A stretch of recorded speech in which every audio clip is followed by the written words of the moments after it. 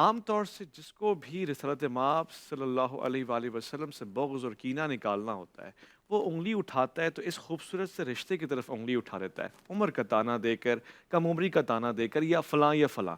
اس کا صحیح اور احسن ترین جواب کیا ہو سکتا ہے تاکہ ایسے لوگوں کی عقلوں پہ جن کے پردے پڑے ہوئے ہیں، ان کا پردہ چاک کر کے ان کو دکھایا جائے کہ یہ تو مثال اور معیار ہے؟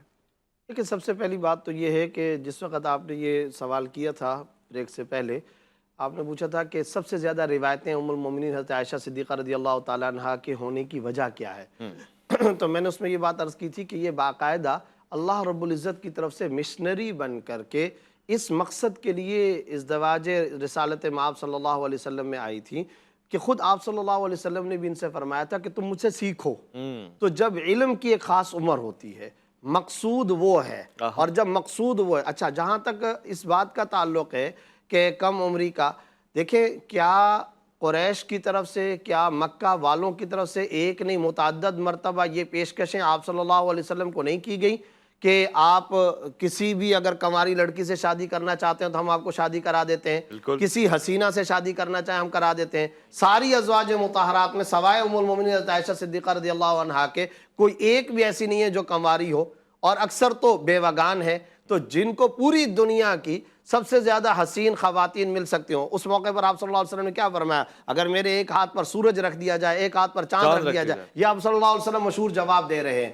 تو مقصد کہنے کا یہ ہے کہ یہ باقاعدہ طور پر مفسرۃ القرآن بنی، نبی خدا صلی اللہ علیہ وسلم نے ان کو قرآن کی تفسیر پڑھانی تھی، نبی صلی اللہ علیہ وسلم نے ان کو حدیث کا علم دینا تھا، اور یہ اسی انداز کے اندر آئیں اور اسی علم کی باقاعدہ حفاظت، تدریس، نشر و اشاعت کے لیے آئی، اور اللہ نے اس مقصد کے لیے ان کو چنا۔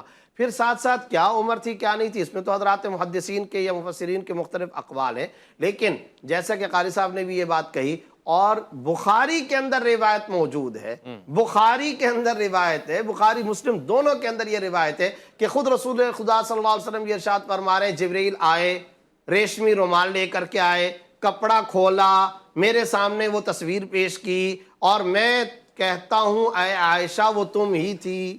اس پر حضرت عائشہ رضی اللہ تعالیٰ عنہا فرماتی ہیں کہ میں سنتی رہی۔ اس پر آپ صلی اللہ علیہ وسلم نے یہ ارشاد فرمایا کہ میں نے سوچا کہ یہ جبرائیل لائے ہیں تو یہ اللہ کی طرف سے ہے معاملہ، جب اللہ کی طرف سے تو اللہ یہ کام کر کے رہے گا۔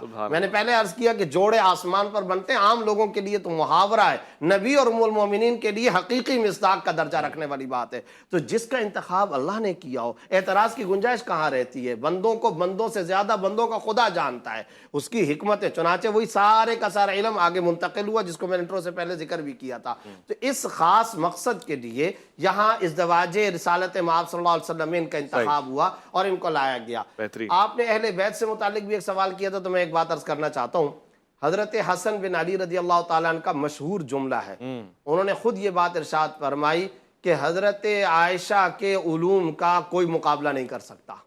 پھر انہوں نے اگلا جملہ یہ ارشاد فرمایا کہ علوم کے سلسلے میں اللہ نے خاص ذہانت ودیت فرمائی ہے۔ پھر حضرات حسنین کے بارے میں صحیح روایتوں کے اندر یہ بات ثابت ہے کہ وہ امی جان کہہ کر، یا امی، کہہ کر کے مخاطب، بلکہ یہ بات جب میں اور آپ کہہ رہے ہیں تو وہ کیا؟ جی، یہ حضرات حسنین کا بھی صرف معاملہ نہیں، ناز کا تعلق، جیسے بیچ میں آپ نے یہ بات کہی تھی، اس میں آپ دیکھیں کہ حضرت بریرہ رضی اللہ تعالیٰ عنہ ایک مرتبہ آئیں تو آپ حضرت عائشہ رضی اللہ عنہا نے ان کو کسی بات پہ ڈانٹا، اور کسی بات پر باندی کو ڈانٹا، غصہ ہوا تو ہاتھ لگا جس سے ان کا برتن گر گیا۔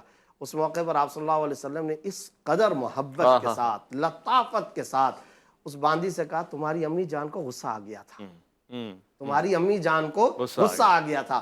امی بھی فرمایا اور غصہ بھی فرمایا۔ اس سے کیا پتہ چل رہا ہے کہ رسول اللہ صلی اللہ علیہ وسلم ان کے مزاج و مذاق کا کس طرح سے خیال رکھتے ہیں، اور یہ فرمایا تاکہ اس باندی کو بھی یہ بات پتہ چلے وہ تمہاری امی ہے۔ تو حضرات حسنین نے ان کو ہمیشہ یہ مقام بلند دیا، اور حضرت فاطمہ رضی اللہ عنہا نے ان کو یہ مقام بلند دیا۔ تو میں یہ سمجھتا ہوں اہل بیت کے ساتھ ان کے خوشگوار تعلقات، پھر ان کے بارے میں ان کے جملے، ان کے بارے میں ان کے جملے، اور وہ تحسین کے جس مقام پر فائز ہیں۔ میں ایک بات اور بھی عرض کرنا چاہتا ہوں، حضرت عائشہ صدیقہ رضی اللہ تعالیٰ عنہ عفیفہ ہے نا، والذین یرمون المحصنات، یہ جو آیت ہے سورہ نور آیت نمبر 5، قیامت تک آنے والی پاک باز عورتیں، جتنی بھی پاک باز عورتیں ہیں، ان کی طہارت برات اور ان کی پاک بازی کو صدقہ ہے ام المومنین حضرت عائشہ صدیقہ رضی اللہ عنہا کا. اور قیامت تک کے لیے عدالتی نظام کی بھی میں نے بات کی تھی. اگر کسی عورت پر تہمت لگ جائے, اس کو اپنی تہمت دور کرنے کا عدالتی قضا کا طریقہ کار کیا ہوگا, وہ طریقہ کار بھی ساری کی ساری ہماری ماؤں بہنوں کو حضرت عائشہ رضی اللہ عنہا کی شان میں اتری ہوئی آیات سے ملتا ہے. اور پھر آخری بات, آپ کی اہلیہ پر کوئی انگلی اٹھائے تو میں یہ عقیدہ اور نظریہ رکھتا ہوں وہ اس پر انگلی عیب اور نقص بات میں آپ پر پہلے ہے. لہذا حضرت عائشہ رضی اللہ تعالیٰ عنہ کے بارے میں کوئی اس طرح کی بات کہنے والا, خدا کی قسم کھا کر کے کہتا ہوں, اسی نظریے پہ زندہ اور ایمان پر نظریے پہ زندہ رہنا چاہتے, اسی پہ مرنا چاہتے ہیں. حضرت عائشہ کی توہین بعد میں ہے, وہ رسول خدا کی توہین. ایسا ہی, اور وہ تو گوارا ہی نہیں ہے. جن علاقوں کو لوگوں کو یہ اعتراض ہوتا ہے کہ رسول نے ایک کم عمر لڑکی سے شادی کی, پہلی بات یہ ہے کم عمر ہونا الگ بات ہے, نابالغ ہونا الگ بات ہے. کم عمری کہہ کر اس کو بلوغت سے مت نکالیں. آپ نے جو شادی کی وہ بلوغت ہی میں کی, رخصتی بلوغت میں ہوئی. نکاح رخصتی سے پہلے بھی ہو سکتا ہے اور آج بھی ہو سکتا ہے اور ہوتے ہیں رخصتی بلوغت کے بعد.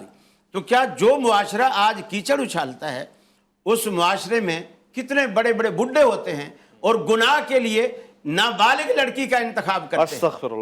اور یہاں رسول اللہ صلی اللہ علیہ وسلم نے ایک حلال اور جائز طریقے سے اللہ کے حکم پہ عمل کرتے ہوئے آپ نے اس چیز کو یہاں رواج دیا, اور دنیا کو, امت کو بھی بتایا کہ تمہارے لیے شریعت نے ایک جائز طریقہ رکھا ہے اس برائی کے مقابلے میں نکاح کا. اس نکاح کو انتخاب کرو. پھر جیسا کہ مفتی صاحب نے کہا, اتنے سارے نکاح آپ نے, کسی متعلقہ سے کوئی بیوہ تھی, کوئی کس طرح تھی, صرف ایک لڑکی ایسی تھی جو کنواری آپ کے نکاح میں آئی, اس پر بھی لوگ کیڑے اچھالتے ہیں. اور کسی صحابی نے, یعنی جو غیر مسلم تھے, انہوں نے بھی کبھی یہ اعتراض نہیں اٹھایا اس کو. اور جیسا انہوں نے فرمایا, لوگوں نے خود پیشکشیں کی. اور اب آپ کم سے کم عمر لڑکی کے انگلی رکھ دیتے تو کیا وہ کہتے نہیں اس کے علاوہ بولو؟ نہیں. یعنی یہ وہ چیز تھی جو اللہ تعالیٰ کی منشا کے بالکل مطابق, ٹھیک ہے, جیسے اللہ رب العالمین چاہتا تھا ویسے ہی. اور دوسری بات یہ کہ اولئک ان الذین یرمون المحصنات الغافلات المؤمنات لعنوا فی الدنیا والآخرہ. اللہ اکبر. اللہ نے قرآن میں عائشہ صدیقہ کی پاک دامنی بیان کرتے ہوئے کہا, جو لوگ ایسی پاک دامن بھولی بھالی مومنہ عورتوں پر تہمت لگاتے ہیں, ان پر دنیا میں بھی لعنت ہے اور آخرت میں بھی لعنت. اللہ اکبر. فی الدنیا والآخرہ.